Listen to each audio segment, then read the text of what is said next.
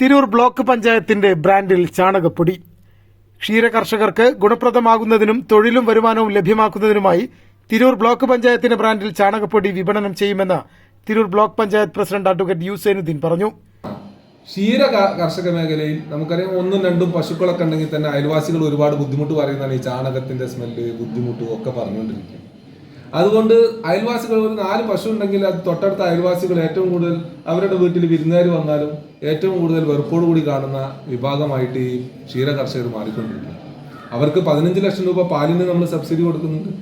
അതിനൊക്കെ പുറമെ ഇത്തവണ വളരെ ഭംഗിയായിട്ടുള്ള ഒരു പ്രധാനപ്പെട്ട മഹത്തായിട്ടുള്ള ഒരു പദ്ധതി ഞങ്ങൾ ആരംഭിക്കുകയാണ്.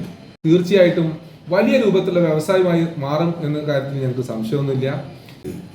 ആ ചാണകം പൊടിച്ച് കാർഷിക സർവകലാശാല വികസിപ്പിച്ചെടുത്തുള്ള ഒരു ബാക്ടീരിയ ഉണ്ട്. ആ ബാക്ടീരിയയെ കൂടി ചേർത്ത് തിരൂർ ബ്ലോക്ക് പഞ്ചായത്തിന്റെ ബ്രാൻഡിൽ ഒരു ജൈവ ചാണകപ്പൊടി വ്യവസായം നമ്മൾ ആരംഭിക്കുകയാണ്.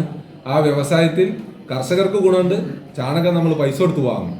രണ്ടാമത്തെ ഗുണമെന്ന് പറഞ്ഞാൽ തൊഴിൽ കിട്ടുന്നു. കാരണം ഈ 35 ലക്ഷത്തിന്റെ വ്യവസായ യൂണിറ്റ് വരുന്നത്. വ്യാവസായിക അടിസ്ഥാനത്തിൽ ജൈവ വളമാക്കി വിപണനം നടത്തുന്നതിന് തൃപ്രങ്ങോട് പാടശേഖര സമിതിയുടെ സഹകരണത്തോടെ 35 ലക്ഷം രൂപ ചെലവിട്ടാണ് പദ്ധതി നടപ്പിലാക്കുക. ബജറ്റ് അവതരണത്തിന് ശേഷം മാധ്യമപ്രവർത്തകരോട് സംസാരിക്കുകയായിരുന്നു അദ്ദേഹം.